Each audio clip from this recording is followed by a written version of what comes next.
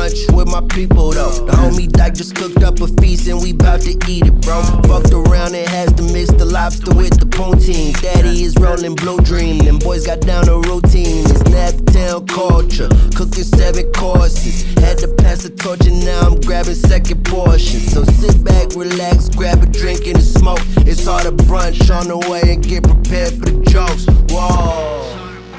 Hi, and welcome to the Harder Brunch Podcast. I'm your host, Dyke Michaels, and with me as always, my co-host, Thaddaeus Mckee. Slappy Pappy Wank Wank. On the ones and twos, the wheels of steel, the sauce boss of Indianapolis, and the last broke dragon. Give it up for Zach Roan. Merry Brunchmas. Merry Brunchmas to you too. Merry Brunchmas. And a very special first-time guest in studio with us. Everybody knows him in the city. It's Naptown Chris. What up? Yeah. It's your boy, man, Naptown Chris on Harder Brunch. I already know what it is. Let's get it in. With the Live is live in the world. In the world. My bad. I was waiting for it too. I was in gonna the step on it. world. I was waiting for it. That's what people were waiting for. Yeah, my bad. You gotta do it at least one more time in the episode. Yeah, I got You gotta surprise us with it. I'm gonna come out of nowhere with it. Yeah, please. So I was at a funeral. Live is live. Seems inappropriate. Time out. Can I ask you something? Because Naptown, everybody's seen Naptown Chris around in Naptown. If you've been here for at least 3 years, they've seen you. The essence, the swag, the hats, the gear. When you go to funerals, do you wear Naptown Chris? The wear, and it's okay if it's yes. Now, it depending on who, how well they knew me. You know what I'm saying? If they knew me, knowing that this is what I do, you know what I'm saying? Yeah. I'll put that on. But most of the time I don't, because I don't want to take nothing from nobody's funeral. You know what I'm saying? I don't want nobody. Yeah. Oh, they gonna nap time. Yeah. You know, like I'm upstaging nobody's funeral or nothing like that. So, Yeah, But what about like a suit with like a little, just like a little maybe embroidered? that's what I'm working on Yeah. now, man. That's what I'm working on now. I'm at AmVets getting stuff now together for the Naptown Chris suit. So, one size fit all. If you're short like me, you probably can't get one.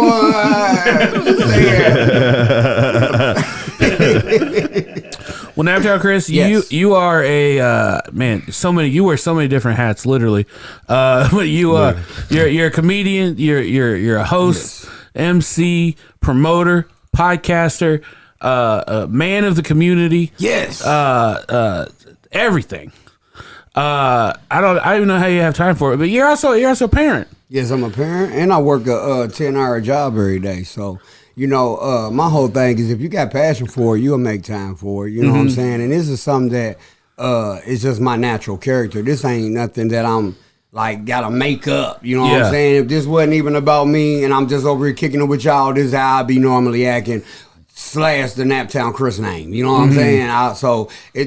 I like to make sure I incorporate anything I do with my natural talent, my natural charisma, and my natural character. You know what I'm saying? So it ain't nothing that I gotta get ready for. You know what I'm saying? I can do Naptown Chris 3 a.m. because it's me anyway.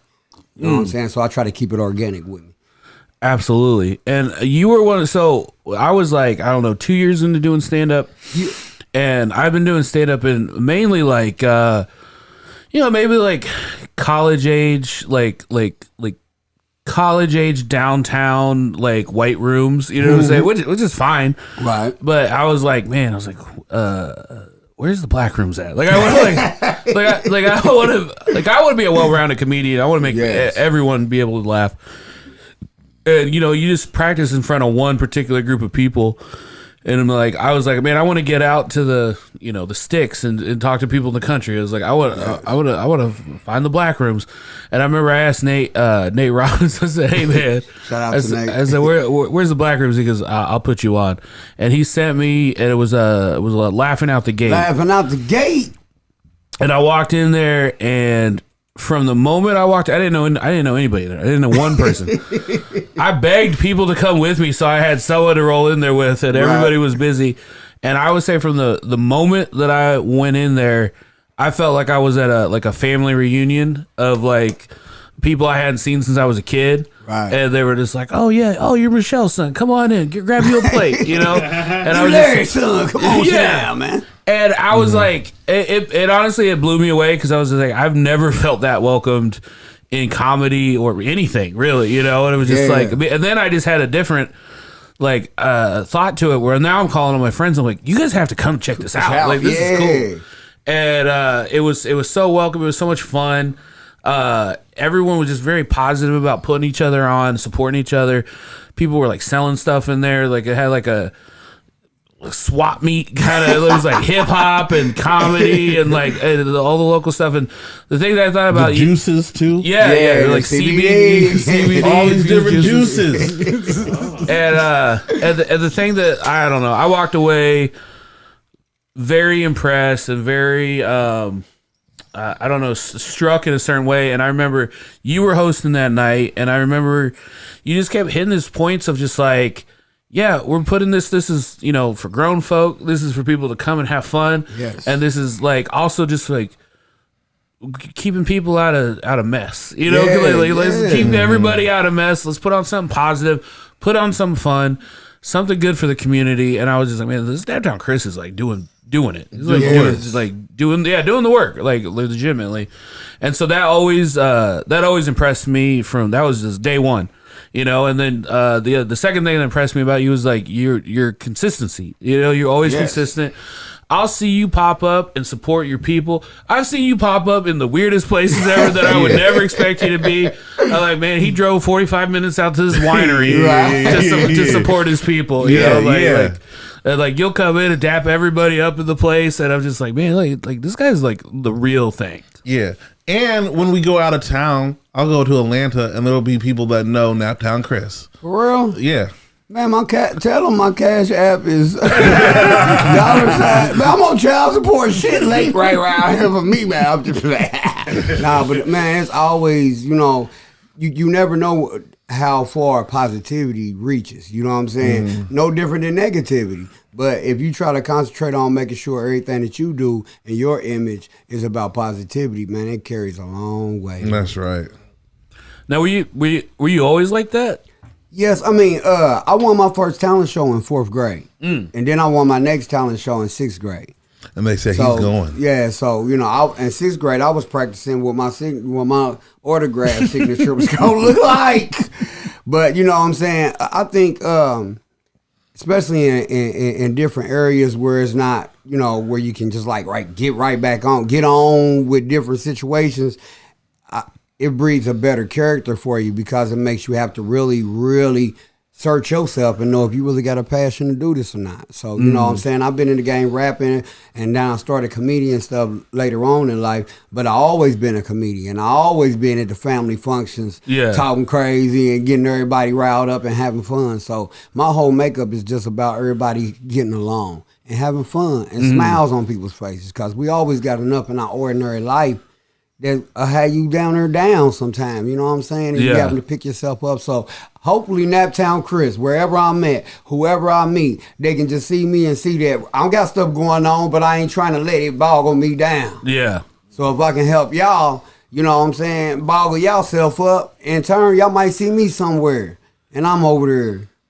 Y'all are like, nah, this ain't Naptown Chris. Man, come on, man. Live is live. In the world. What you doing? So, you know what I'm saying? I always try to bring that positive, upbeat character and charisma about myself because it helps me out. Yeah. Straight up. I had a question. Yeah, go ahead. You said 4th grade and 6th grade. 6th grade you did rap. Yep. 4th grade was it rap too? No, 4th grade I did Michael Jackson. Michael Jackson Beat It. We were just talking about Michael Jackson and that's upstairs. why, man. So you know what I'm saying? I did Michael Jackson Beat It. I was scared. I didn't know.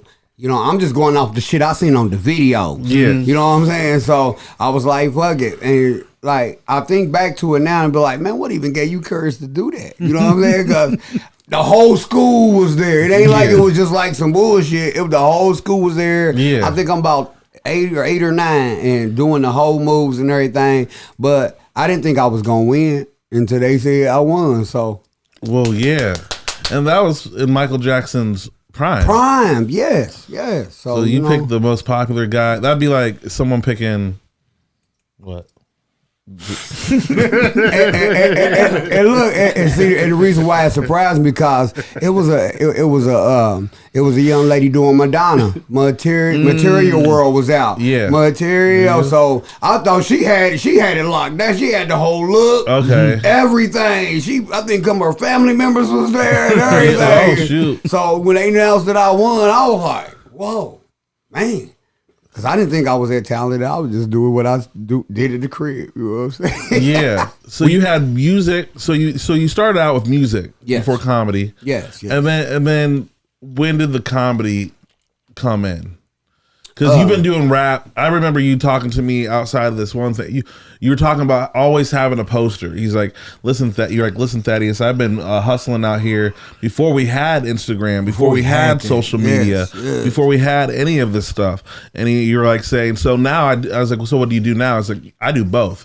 Instagram anyway, like he's like, I wear my shirts, but like, because you said you started off the rap game, but I never knew when you got into the comedy game.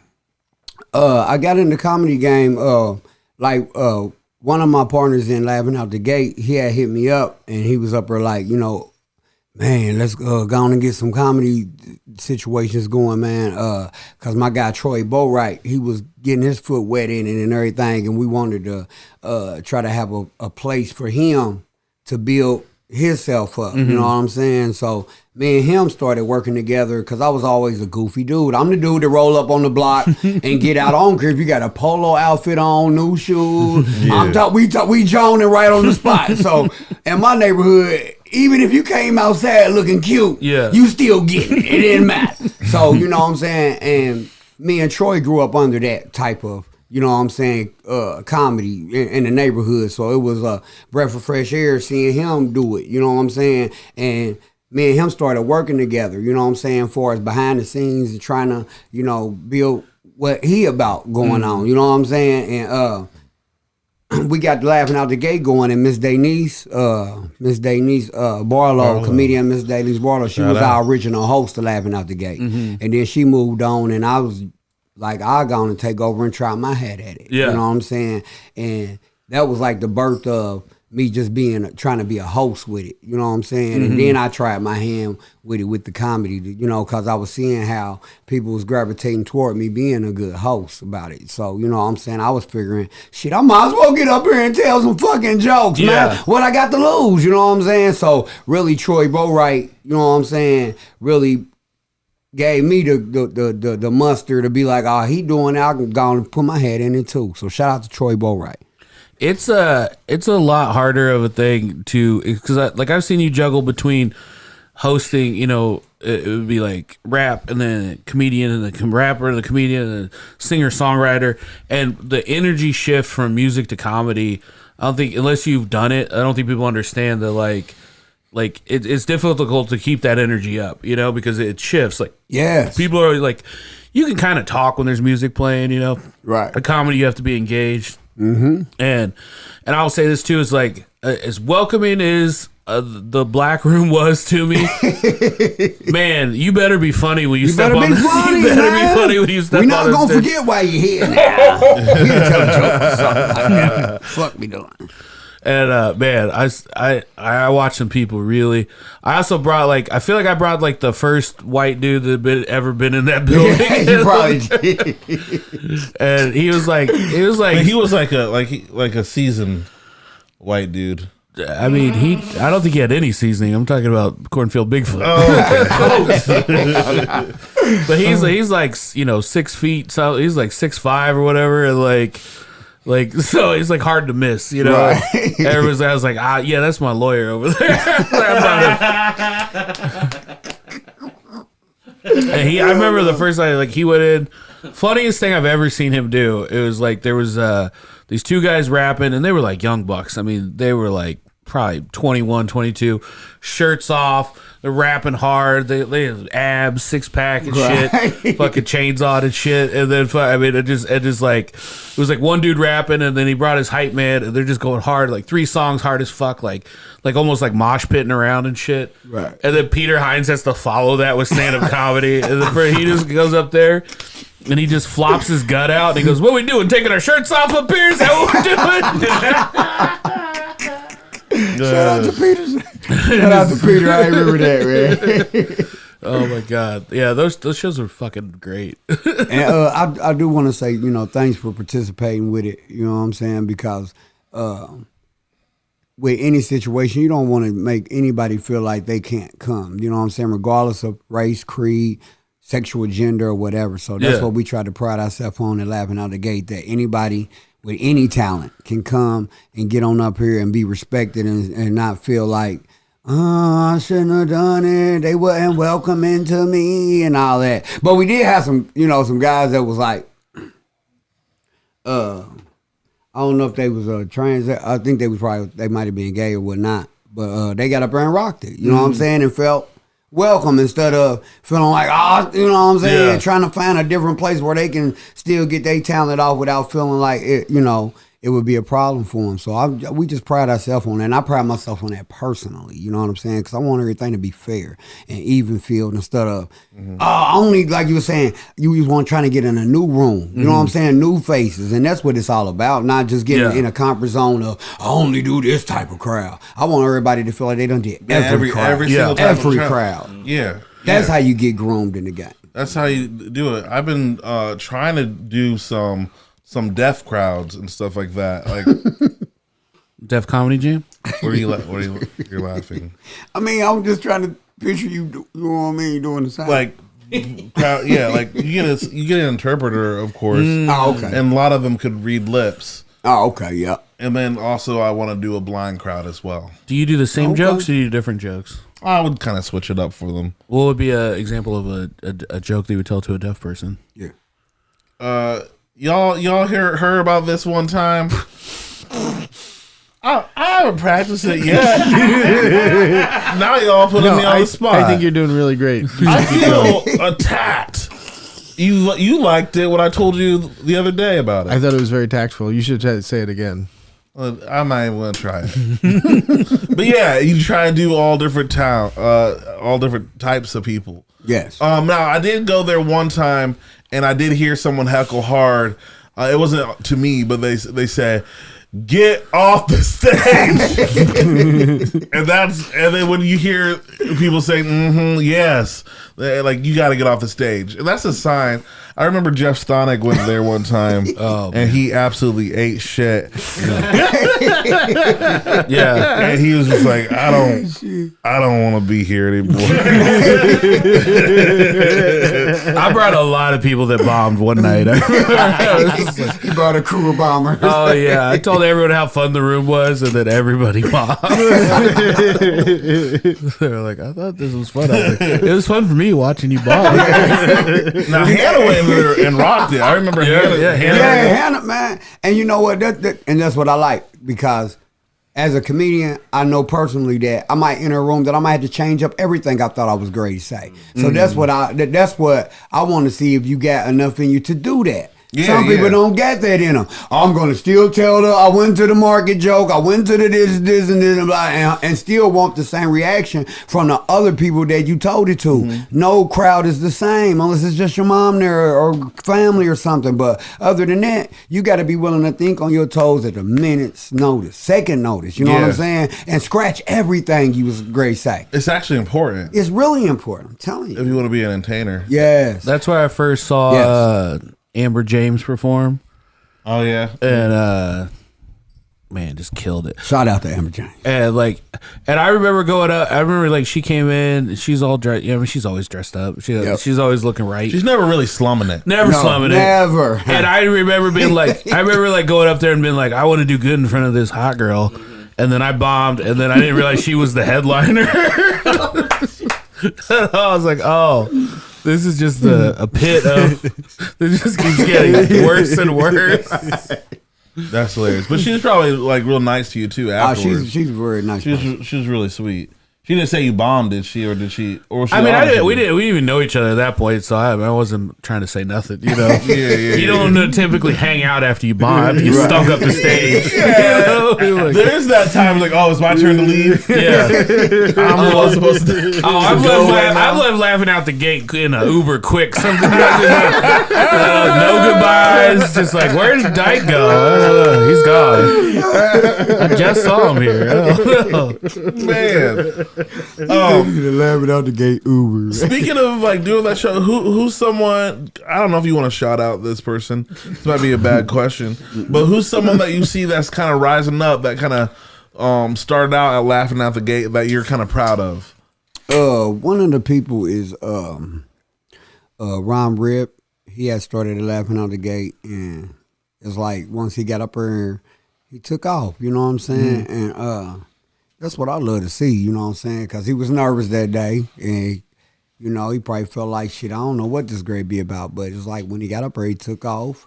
Wynette Nance, the water lady, I think she might have started. Oh, Wynette? Yeah, I think she might have started at laughing at the gate. I think she had did like one performance before then, and then she had came on up to laughing out the gate and won 3 of the open mics. Oh, really? 3 open mics, y'all. She won 3 of them. So there's a competition of open mics. So it was like, you know, if you brought the most supporters out, you will win the prize. Not because you was the best, but because you got people coming out to see you. Yeah. It's a support contest. Yeah, it's a support contest. You know what I'm saying? I think that's what mattered the most, because you can.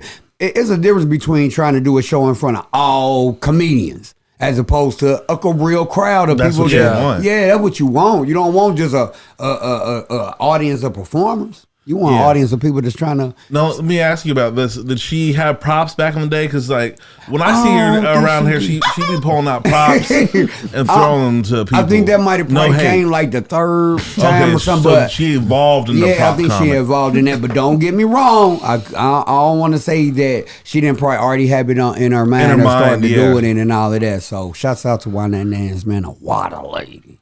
I will also say, outside of comedy too, like laughing out of the gate turned me on to some really good music as well. Like was Jada Bell. Yeah, I remember seeing Jada Bell. I remember seeing her there and being like, "Damn, she's really good." And then I looked her up and like watched her career grow from there. You know, and I was like, "Man, I saw her like laughing out of the gate." Yeah. And you know that's what we be trying to do. You know, and even though I'm not with laughing out the gate anymore. The goal is still the same. Sure. You know what I'm saying? The heart's goal still the same. never changed. The plan never changes. So, you know, I'm always willing to work with everybody and anybody that's, you know, got a passion about it. You know what I'm saying? And I know that's what I'm running. I don't want to run into the fly-by-night people, because now, you know, people will put their energy in you. People will put their energy in telling other people about you. But if you fly by night, I don't even do that shit no more. Yeah. And now Dyke done went and told this person about you, that person about you. Thad done told you this about told other people about you, and then you didn't even come out and do your thing. You know what I'm Consistency. saying? Consistency. So, you know, be just looking for people that's really about their life. Tell us about this hype man. Hype man. Are y'all ready to get ready? Yeah, for Naptown Chris, yeah. So hype man is all about taking somebody that's never really got on the stage and really perform for any hip hop music or anything like that. You know what I'm saying? Hype man is just being the total epitome of somebody up there rocking the mic. You know what I'm saying? Regardless if you rapping or you just somebody's backup. You know what I'm saying? So hype man is just bringing out, whether you're a woman, guy, whatever, you can get on hype man and really get on there and turn up with me. Hands on. It ain't gonna be you in the crowd and I'm on stage. You're gonna be right there with me, hyping the crowd up. And that's what hype man's about, is getting people that's kind of shy. And you might not even be shy, you just ain't got up there yet. Yeah. And you can get your feet wet messing with hype man, Naptown Chris. You know what I'm saying? I think our producer, Sauce Boss Zach, needs a hype man. Like, if you were to hype up the Sauce Boss, yes, what would that sound like? You hyping up our producer? And his name, Sauce Boss. Sauce Boss Zach. All right, are y'all ready for Sauce Boss, man? We about to turn up all the way right now for my guy, y'all guy, the Sauce Boss. Are y'all ready to get ready? Are y'all ready to get ready? Are y'all ready to get ready? Yeah, for Sauce fucking Boss, yeah! That was fantastic. What, do you feel it? Yeah, no. That's I want to clip that and put that over my introduction. Oh, you can't. You should actually I'm just do going to that. paste it over whatever Dyke says. And on the 1 and 2s, are you ready? Get ready. Let's go. I heard that was like, for some reason, I heard that song. I like my beats down low, down low, down low. That's all I heard. The horns with that. You should do. Yeah, man. I want to hype now. Hey, man. Put it like this, man. Harder Brunch gonna be on hype, man. You know what I'm saying? We're gonna do it just like that, where y'all both come on hype, man. Y'all do y'all thing, and then we're gonna do it in front of everybody. Hell yeah. Were you born and raised in Naptown? Yes, sir. Okay. I heard you say something about Gary earlier. Yeah, I was born at Methodist Hospital, man, and I barely, you know what I'm saying, we didn't have enough money to really get me born up in there, so they snuck me in. Snuck my mama in so she could have me right quick and get out of there. I'm just playing his jokes, y'all. My mama, please don't. Nah. I was like, how does that even work? I have so many questions. He got a hard life. It got so serious. I believed it too. I was like, Dyke, you didn't know they be sneaking people in? Shouts out to my mama. She did not sneak in the hospital to have me in a major, y'all. But yes, I was born in Methodist Hospital. And, I went to... Yeah, buddy, like that. I was born in a manger. I was raised off Martin Luther King Street, the dangerous street up in that. I was just playing, man. But yes, I was born and raised in Naptown, y'all. You already know, man. So when I say Naptown Chris, I ain't saying that like I was born in Louisiana and I came here or any other place. Yeah, you only been here 2 years. Yeah. What he saying Naptown for? He ain't even born here. So yeah, I'm born here. You already know, on the west side of town, and you already know it's been great living for me, man. I ain't gonna even lie, man. Sometimes we ain't have enough. We had to use powdered milk. We did. Where'd you go to high school? No breast I milk? went to George Washington High School. George Washington, all right. Yeah, and then whatever the song was in. But I got expelled, man. Yeah, expelled. I got expelled, man, for fighting, but I got to get back in. You was a fighter. Not really. Somebody was like, try to take my lunch, man. Oh, someone's I trying was to a bully little you. dude. Yeah, I'm a little dude. So it was a little dude complex. And you weren't Naptown Chris at the time. No, man, I was little dude You were Chris. Christopher. You were Christopher. I was Christopher. So yeah, I got to get back up in school and graduate with enough credits to give my little sister some. I'm just playing. No, I barely got out of there, and I barely paid my book taxes. You know that little book rental fee? Yeah. Watch that shit, man, because they'll hit you for... I thought we was one of the, the privileged people, the guy that the little lunch card. Man, they tried to hit me. I almost didn't graduate because of that right there. Dang, man. You gotta pay for your... I'm still laughing at it. My mom had to sneak me into the hospital. He laughing too hard. I was like, damn, that's a level of poverty I've never even heard of. It doesn't even make sense. Like Ocean's 11, a baby out. He's like, all right, we're going to go to the third floor. It's gonna take 12 of us to sneak this baby. We got to get one of the guys about to die in hospice. We're going to kick that motherfucker out the bed. You go, we gonna roll you down, and we gonna pull him. I was like, at some point, it makes more sense to just have a home birth. It's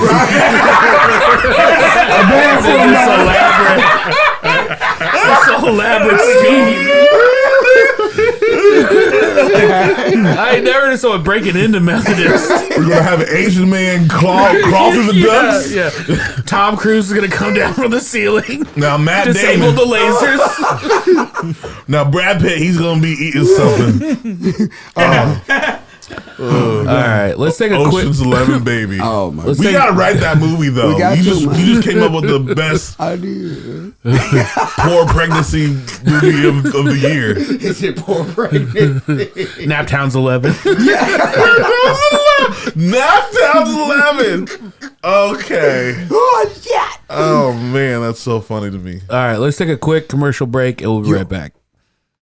And we're back with Naptown Christmas Part 2. Yeah. We're joined by Black Santa Claus. Black Santa Claus, how you doing? Hey. Just please call me Nick. So what's up, Nick? Nick Nick in the building. Nicholas. That's all. Ho ha. It's good to see y'all, Naptown Chris and little old Dyke Michael. And I know he's older now, but you know why he got that nickname? He used to fight little kids in the park. That's why we gotta give him coal. It's true. Yes. I feel like, all right, I can't do a half hour of the Santa voice. I think it's gonna. Oh, you can if you're a good boy. That is real. Dad went out in public last night to do some undercover work as Santa. Yes. And the best part, you got to tell them the story about the Santa magic that you almost made someone believe. Oh yeah. Okay. So I go out and me and my cousin were recording something. We're trying to do a little film, and like I dress up in the Santa costume, and we do Santa Goes to the Bar, and you know what you're gonna see at the bar. You're gonna see some drunk people. This guy was super drunk. And he's beside me. He's actually like, "You're not the real Santa," and I'm kind of like, I don't want to argue that I am. Like, Not up for debate. Like, I get that you think I might want to argue that I am the real Santa, Right. And I was doing the voice, and the bartender comes out, and he's like, I was like, "Oh, I remember you. You fell out of a tree and broke your arm. I remember you since you were a kid." And the guy looked at him, and he's like, "Wait, did you really fall out of the tree and break your arm?" Like with this magic in his eye. And the bartender was like, "Actually, I did." And like he was serious. He's like, "I don't know how I guessed this. Like, I guess I look like a guy that fell out of the tree and broke my arm." And the whole time the guy's just looking at me like, "Whoa." Wait, maybe Black Santa is the real Santa. And he's like, "Do me next. He's like, "Come on." He's like nagging me and hitting me and stuff like that. You'd be surprised how many people you unlock people's childhood being Santa, just dressing up like this. And like people feel comfortable with you. They start taking pictures. Right. Like there's like seriously people coming up and taking pictures. Like, please, can we take a picture? Right, and people get mad if I said no. Santa's busy. Santa's drinking. Did you say like were you pretty busy that you couldn't take pictures with people? He said Santa's drinking. There was one point where I said, "Oh, wait, not right now. Just give me a second." Because it was overwhelming. And I get like why people have Santa kinks now. Like I get why people dress up in Santa garb. Like the Santa kinks? You don't understand? No, I don't. Here's the thing. When you dress up like Santa, you are now a celebrity. Automatically. Because everybody recognizes Santa. Right. Since they were young, they remembered who Santa was. So now you're dressed up like everybody's childhood hero, and people want pictures. Like I think that if you're a nobody, and then you dress up in this, it gives you magical, extroverted powers. Yes. But you said kink. You said the Santa kink. What? Did you have anybody hit on you? Santa never kisses and tells. Well, he came back. There's some naughty girls out there. He came back and he was like, "I'm really into." He goes, "I don't want to go out as Thad anymore. I just want to be Santa Claus." Yeah, that sucks. Santa Thad. That sucks. Santa's in. Santa has more friends. He found more people to drink with that night. When Thad goes alone and drinks out by himself, he's just alone. I think he could probably memorize like a few things that are very common to like most people's childhood and be like, "Oh, you were a bedwetter." I mean, it's like 1 in 3, you know. Oh my God, he is the real Santa. Like, you used to look at porn. I didn't tell anybody about that. But Santa forgives. You still got that train you wanted, didn't you? Yeah, you wanted a bike for Christmas, you know, like those kind of. Well, that killed it. I feel like train was a bad choice of word after porn. I think that's. You still got that train, not the train you're watching.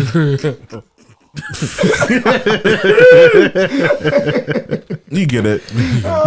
Because in some porns, there's a category called choo-choo.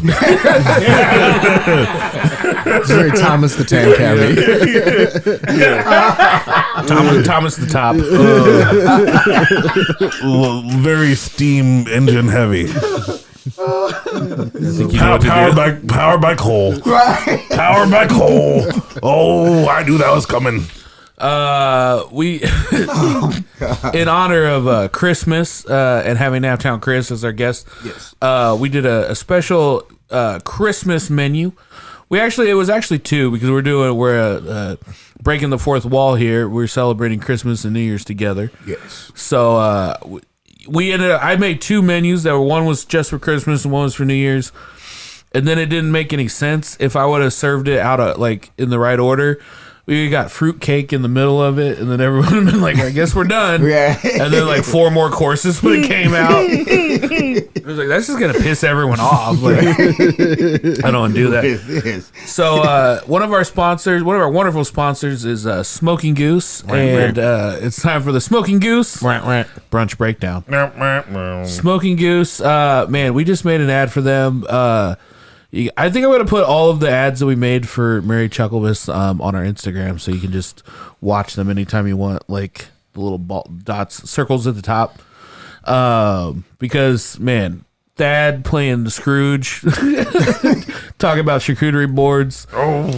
It was one of my favorite things. And they reposted it, too. That was really good. Oh, they reposted it on their gram? Yeah. That was the surprising part. They put it up this week. Well, that was... I'll tell you what. Upland and Smoky Goose did. Tinker did not. Well, we did talk about oral. Yeah. Wait a minute. We alluded to oral sex into... it was a little too much for the coffee game. For the But Smoking Goose is it's basically like a high-end butcher shop. It's right down there on 407 Dorman Street. If you go in there, you really want to wow people this holiday season. Get a nice charcuterie board, bring it to your office party, bring it to your family get together, and they're gonna be like, "Wow, where did all this stuff come from? It came from Smoking Goose." Let me interrupt real quick. We don't need to stack commercials on the. We're in the middle of the Smoky Goose Brunch breakdown. Let's do one at a time. I take that back. Always do. The first course that we did today was a baked brie. Brie was something that growing up, my grandma was from France. So every Christmas and New Year's, we'd always have brie out late night, and it was always a special treat because we only had it really on special holidays or whatever. And I didn't realize that wasn't something that everybody's house had. You know, so go to other people's house for the holidays. I'm like, where's the brie at? How come, where are you guys keeping the brie? So it was funny because Chris, you said you never had brie, right? No, I've never had it before, but it was delicious. And Kat had never had it, and it was like two people's first time with we had a baked brie. And then, I walked in and I heard Naptown Chris go, "Is this some kind of cheese? What's going on?" I was like, hell yeah! So I like being people sometimes trying things for the first time. You know? Did you do the bread on that? I did. Yeah, I did a puff pastry. Is that what you mean? I mean, you kneaded the bread out. I made a puff pastry from scratch. Absolutely. So you just kneaded it a little. I needed it. I needed that bread out. No, Thad came in this morning and saw me making it, and he was like, "Yeah, you made that puff pastry from scratch." And the cat was like, "No, we didn't." And I was like, "No, I did. That's all right." They didn't. Why didn't they believe you? That's something that I think Dyke's the only person I know that makes puff pastry. I've only ever seen people purchase it. Wait, so what's puff pastry? Let's break that down. It's a laminated dough where you've got butter in between the layers of dough, and then you fold it and roll it out and fold it and roll it out, and so it ends up with a bunch of different layers of butter. It's like the same kind of process as a croissant, only not as quite as many layers. And you're not able to do something like that. I mean, you can. It's just really labor intensive, so it's very impressive when somebody does it from scratch. Okay, cool. So every time you fold it like an envelope, and you basically make the dough, and then you make the butter, and then you put the butter in the dough, and then you fold it, and then every time you fold it, it like exponentially creates more layers. So you end up folding it like 9 times, and it ends up being like 72 layers or something like that. Oh wow! Like, and so that's why it's like so. That's 8. Like flaky. Flake intensity right there. Multiply by 8. Yeah. But I also made the pork Wellington, which has a puff pastry. So I use the same puff pastry for both. So good. Pork Wellington. I've first time making that. I made beef Wellingtons before. Just used the pork loin. I wanted to like, I was trying to think like pork is Christmas and New Year's kind of thing. And I didn't want to just do like a ham. So I did a pork Wellington with like a ham demi-glaze. I felt like I was cooking. It was fun. It was like, I was like, man, I'm making demi-glaze. I'm making puff pastry. Like I'm making a beef. Well, yeah, I was like, I'm cooking real food and like greens, slow cooking greens. And Man, it was that was delicious, man. I did the greens, cornbread, and black-eyed peas together, which is a New Year's thing for good luck. Yes, it's the gold, the green, and then the beans represent like pennies, and it's all supposed to be like for wealth and good luck and the year coming up. The beans weren't bad. No, that was delicious. The beans weren't bad. They had a little bit more saltiness to it than I was expecting. I made it good. I have to tell you what, I've never just made black-eyed peas before. So like I kind of like boiled some in the ham stock, and then I like tossed them in butter and salt and pepper, and it was just like I don't know what else to do with these beans. Wait, time out. You made black-eyed peas before? We've had them last Christmas, didn't we? Case, yeah. Well, I don't remember what I did with them last year. But you said I never made black-eyed. You said I've never made black-eyed peas before. Yeah, you lied. It was a Christmas. I mean, I made them. Oh, did you make them? I think I made them actually. Oh, you made them? It's possible. Oh, okay. So never mind. It's a Christmas redemption. The jury is out. You still get a gift. And then the other thing, Mike, did you have any New Year's like traditions? My grandma would just give me we would stay up till midnight, and then she would give me a pot and a wooden spoon, and then be like, go bang it outside. and then go to bed. And that was New Year's. We'd always stay up like with my cousin playing Monopoly, and then just try. And most years I don't even think I made it till midnight, and then I got old enough where I'd start making it till midnight. Yeah. And then it was like, because it felt like insane to be like, I stayed up till the next day. And you're just like, oh my God, this is so crazy. And then did you do that? Did you anybody else bang the pot or anything? I think like I that? banged a couple pots. I didn't. I'm from the hood where we was trying to see what kind of gunshot that was. I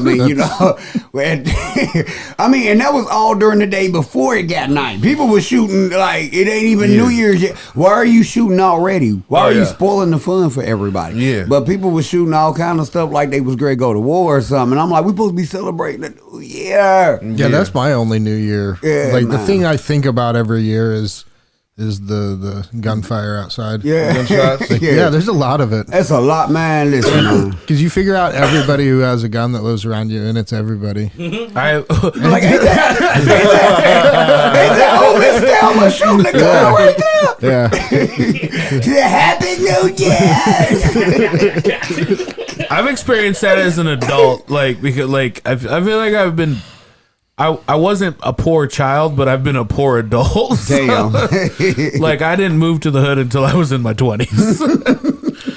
And then it was like, every New Year's you play is like, is that a firecracker or a gun? Yeah. Usually more guns. Especially here on the east side, you get a lot of guns. My dog doesn't like none of it. So. It's all the same to him. Yeah, we just have to come down here and hide out in a bunker for 2 days. I was like, man, when are y'all gonna run out of bullets? What did y'all just go stock up for this day? Just this day? Damn, when the revolution comes, you ain't gonna have no bullet. No. These are New Year's bullets. Yeah, right. They should sell New Year's blanks. Just make a loud noise. And not really a bullet. Yeah, not really a bullet. Because some people do get injured from when the bullets come down. Yeah. You don't think about just shooting them up in the sky. They gotta go somewhere. Yeah. What the fuck was that? I mean, that's a lot of bullets. If It you is, think about man. Straight up. to come down. And you might get It's hit a on a wonder. Wednesday. That bullet being shot. You know? Yeah. You get shot on Chinese New Year. Man, thought I was safe. I always wear a helmet on New Year's now, just in case. No, I've always been scared of a bullet soaring through my top of my head. Yeah, it's not gonna be a good look. It's a good fear. It's good for you, yes. I think Keeps it's you protected. But so did you guys have any kind of New Year's traditions when you were a kid? I mean, I used to just do like different things every different New Year's. Like sometimes you'd hang out with older people, play Risk, Monopoly, a lot of board games. The first part of my childhood. Yeah. Remember the board games? The food was always good. My family used to have, like, when I was a little kid, they would have like a party on New Year's. But it would, like, family would come over and stuff like. But they would put my ass to bed early, and then I would be mad because I could hear everybody. I was like, "Why? There's like a house full of people. Like stuff's going on." Well, you put me to bed at 8 o'clock and then had a party? Like, that's the rudest shit ever. Let's get Dyke out the way. There's kids younger than you still Yeah, awake. it felt like a reverse birthday party. It was like, Man, we had a tradition where, you know, like they'll let you drink a little champagne or some, you know what I'm saying, which was wrong, you know. What I'm saying? It wasn't right. Because one time my uncle has a wild Irish rose, right? Y'all know what that is, right? That ain't the drink you give a kid on New Year's Eve, okay? So yeah, I was drunk as fuck one year. Oh, the kids are getting drunk. Yeah, he was like, nephew, come on, man, it's New Year's Eve, man. You know your mama lets you drink a little champagne. Yeah. I got a little something else for you. I took that, man, it burnt. I mean, hair instantly grew out of my chest. oh, I'm just playing. Unc didn't have Wild Irish Rose. He had 2020 MD. But the hair came out my chest the same way. Stop giving kids drinks on New Year's Eve, okay, y'all? Public service announcement. I don't know which is worse. We had a wine sommelier come on here, and just to mess with her, we had to do a blind taste test of Mad Dog 2020. Yeah. I was like, could you take us through the palette of each one of these? It was like, this one tastes orange. I don't know. Is it blue? Is blue flavored? Something about the MD tastes a little bit chemical-y. Like, you know what I'm saying? Right. There's like, there's definitely chemicals in here. What does MD stand for? It's not Mad Miles Dog. Davis. No, it's not Mad Dog. It's not Mad Dog. It's the name of the. I forget the. It's the, Monroe. It's the dude. It's the dude's name, right? The guy's name. I think it is. I don't know. I thought you guys know. I was going to try to get me It's the guy's name of the distiller. What is it? It's a fortified what? Mogan David. Mogan David. Mogan David. For those in the hood, they didn't know what MD stood for. It doesn't stand for Mad Dog. Yeah.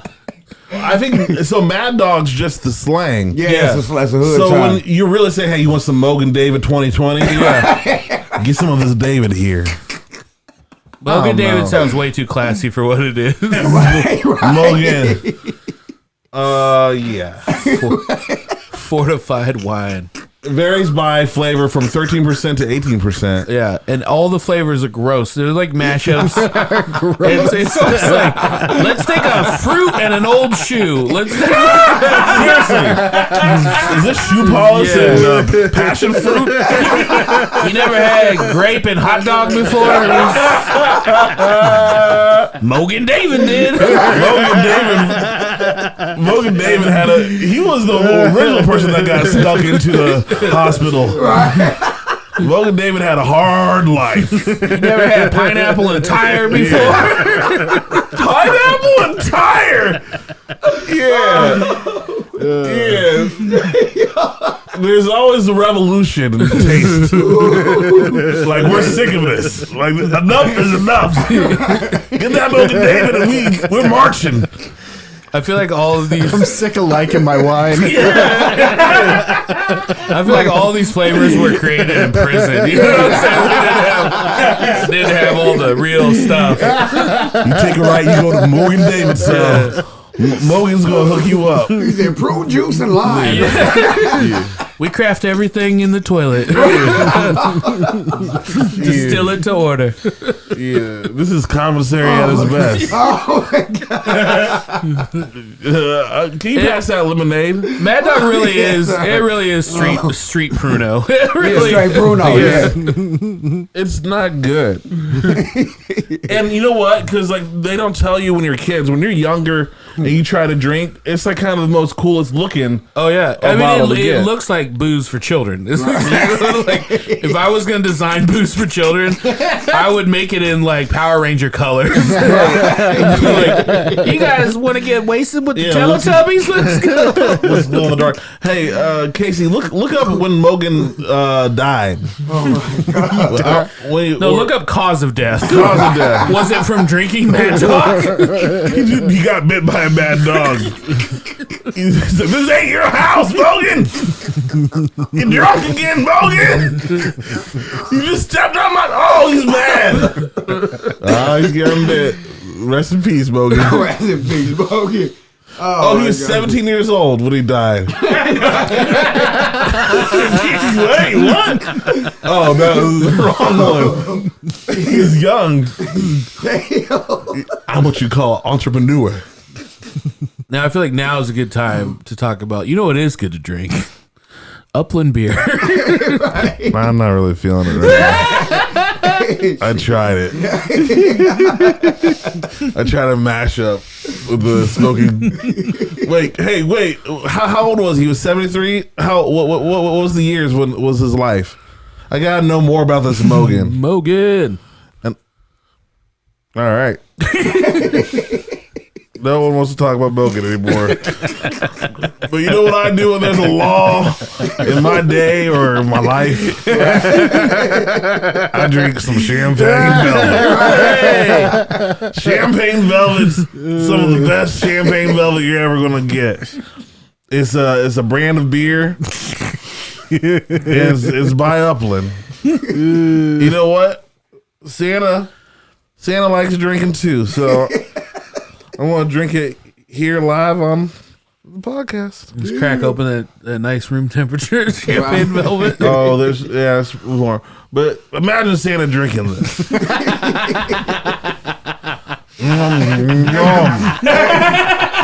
Oh, so good. He said the slaves weaving out of traffic. Yum. Santa likes it. Nope. So good. You gonna have the reindeers in town.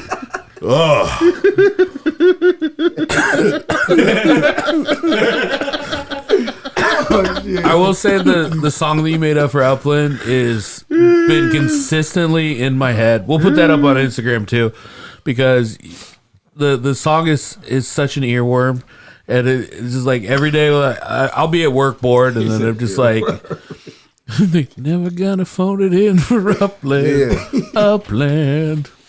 We just be making bangers out here. That's what we do. We make some earworms. We make stuff that gets stuck in your head. They call me Sticky Icky. Sticky Mckee. I did. So yeah, my grandma would make crepes on New Year's Day. That was a New Year's Day thing. She would make crepes, and so I wanted to make like a savory one. And so I did. It was like sausage, mushroom, sage. And then like a cranberry cheddar.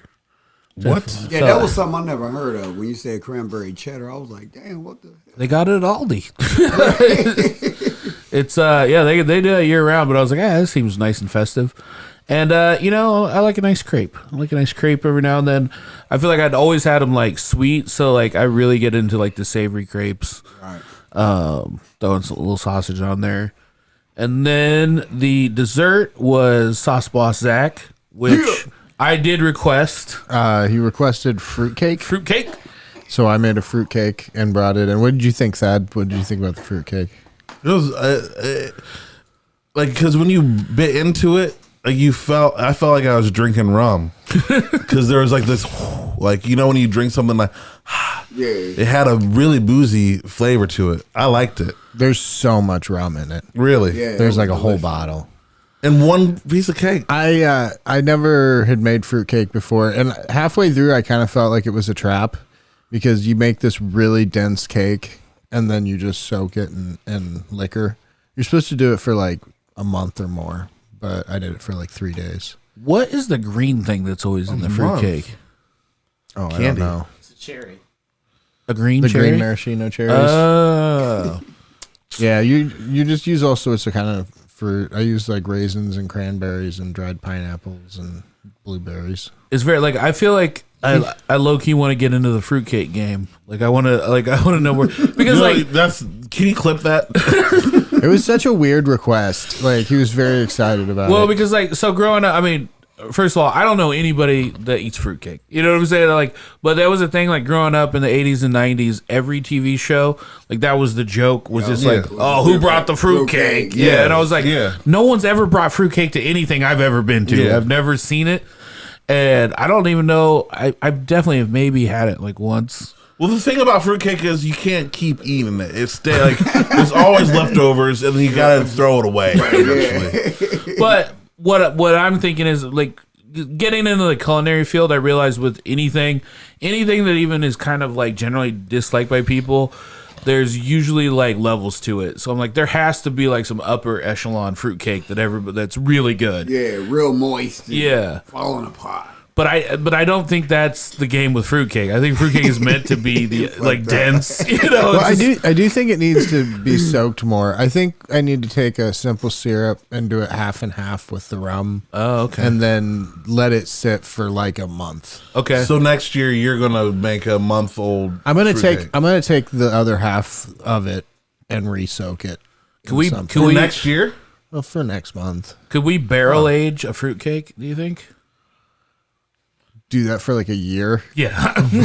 Yep. It's gonna mold. Get it ready for No. It would be preserved. It would be If you just did opposite. it in just rum, it would be preserved. That's why they used to put the alcohol in them. It would preserve them and age them. Oh, so you can keep it longer? Mm-hmm. Yeah, you're supposed to keep them longer, and they're supposed to be nicer the longer they go. Oh, my question is, can you get drunk off of it? I almost guarantee you can. It's literally a piece of bread soaked in rum. Yeah. It's not cooked out at all. There's a whole bottle of rum in that loaf.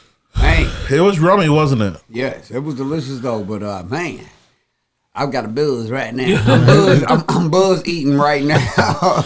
I didn't know because of this podcast, I found out one time somebody brought rum balls in as a present, and then I didn't eat any of the brunch, and I just ate 3 rum balls, and then I had 2 drinks, and I was wasted.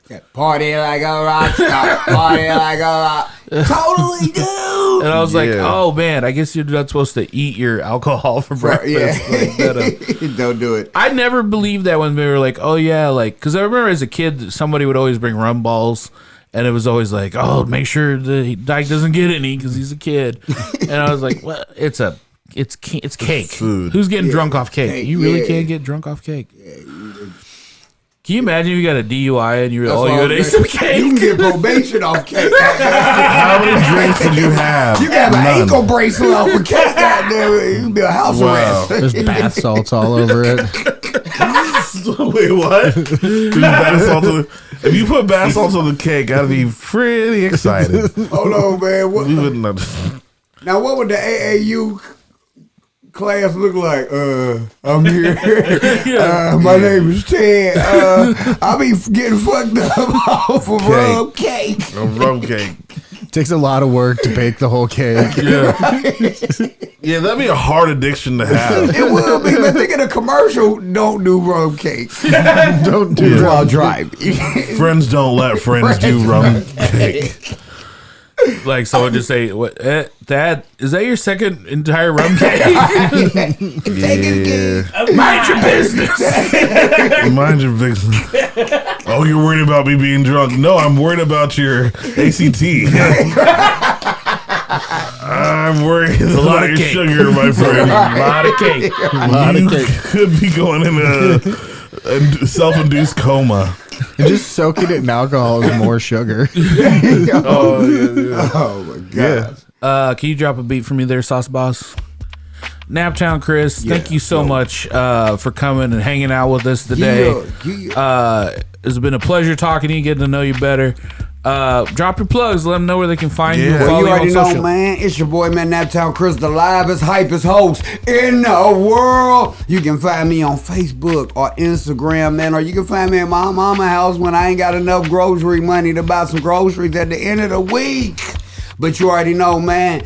Shouts out to, man, you already know my guy, Dyke Michaels, man. Shouts out to Thaddaeus. Shouts out to Zach, man. Shouts out to KZ. Man, shouts out to the Harder Brunch because I'm fucked up right now. And I'm going to a Christmas party that I got to sit in there and act like I don't want nothing to drink when I do. But you already know, man. Thank y'all for having me on the show, man. I am super blessed, man, and thanks for the opportunity. And I just want everybody to know, man, that we are out here trying to eliminate the hate so we can all be great. And if you living like that, man, we gonna all be straight, man. It's your boy, man, Naptown Chris, the livest, hypest host in the world. You already know, man. Look me up on Facebook and Instagram and y'all can see what's going on, man. I love y'all, man, and God bless everyone. Merry Christmas and Happy New Year. Thank you. I can't wait till Naptown Chris gets into professional wrestling. I feel like that's the last frontier. It's like you need to come out and be someone's manager. Yeah, I can do that. I ain't gonna wrestle, but I'll get up here and be like, Thaddaeus J. St. Nicholas. What are you laughing about, Zach? I'm just waiting. Okay, that's you guys know where to find me. Or no, go follow Thad Mckee at Instagram.com. Go to that website and you'll find them. Zach Rome.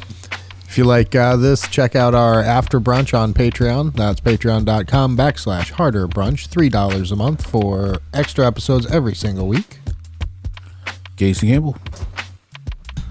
Yes. You can find me selling bath salt, sea salt, chocolate chip cookies on Instagram at Danger Brewer. Also, look out for the GoFundMe. We're already over 35% goal. Fuck yeah. hey, Dyke, man, thanks for the meal, man. Thanks for the Absolutely. meal, man. Thank you. I Appreciate you. y'all, man. We're going to do some big business together, and I just appreciate y'all, man. Thank you guys for listening, and we'll catch you next time. Bye-bye.